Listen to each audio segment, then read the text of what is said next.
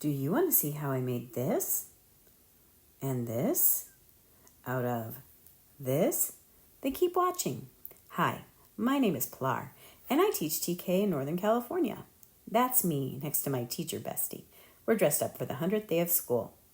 I'm the one on the right. I'm always looking for new ideas for my classroom. One day, I came across this market. I'm sure you know the one. It's a Melissa and Doug version of a little grocery store. I saw this one on Facebook Marketplace, but then I thought, it's probably too small for a class of 20 students. Then I saw this one on Pinterest, and I thought, I bet I could do that. I got right to work. First, I measured my space. Then I started to draw a plan of what I wanted to make. I decided to make a wraparound counter and some shelves. I went to YouTube University to learn about building materials.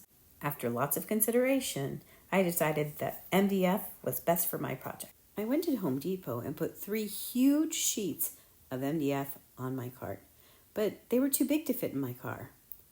Luckily, Home Depot will cut your sheets for you. I asked the employee to cut mine into 8-inch strips. Unfortunately, when I got home, I realized they weren't exactly the same width.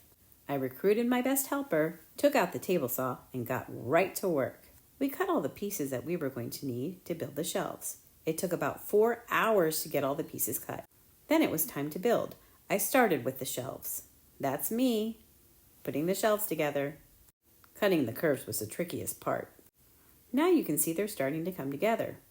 I even got to use a router. I had never used one before. Look at that perfectly rounded edge. That was the best one in my whole project. It's finally starting to look like a grocery store.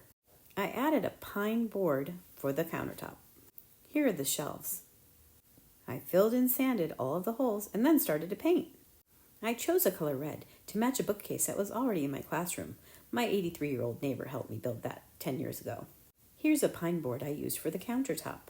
I sanded it, stained it, and then varnished it. The rounded part is going to be at the corner. Building the market took a long time, but making the details took forever too. I designed all of the signs on Cricut Design Space. I bought something called hardboard and cut it down to size. Then I sanded it, painted them all black, and added a stained poplar molding. I used the same stain for the countertop. Here's what the signs looked like before I put on the decals. I used my trusty staple gun to attach the hardboard to the molding. Then I added the vinyl decals. I was really happy with how they turned out. I especially liked how they looked on the shelves. Now it was time to decorate the inside of the market. I bought the files to make the 2 signs in the front on Etsy. I found the pig one at Goodwill. It cost me $6. I bought this sign at Hobby Lobby. I stained it to match my market, then added the vinyl decal that I made on Cricut Design Space. The Etsy files that I bought also came with some little signs like this. I didn't really like the font they used, so I created my own on Canva. Then I headed to Lakeshore Learning to buy some fruits and vegetables for my market.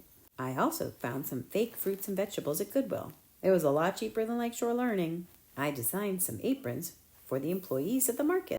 Then I put everything together. Ta-da! Here's what my market looked like. I stocked it with all sorts of things. Baskets, fruits, vegetables, stools for the employees, cash registers, a conveyor belt, even little bells that you can ding. I know those are going to drive me crazy. Hopefully I won't regret it. Here's what my market looked like.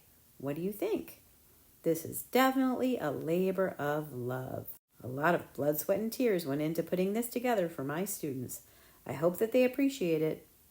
Who are we kidding? We know they won't. They're only 4 and 5 years old, but I know they're going to have so much fun playing in the market. I can't wait to see them play tomorrow, because tomorrow is our first day of school. I'll let you know how it goes. I wish I could be 4 again so I could play in this market. I would have so much fun pushing those carts around and filling it with all sorts of fruits and veggies.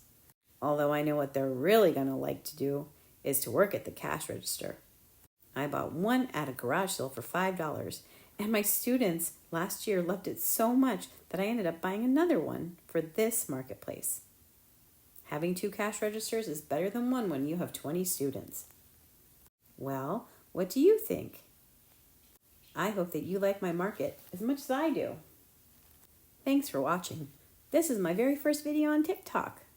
I hope you liked it. And I hope that you're inspired to turn this into your very own this. See you next time. Bye.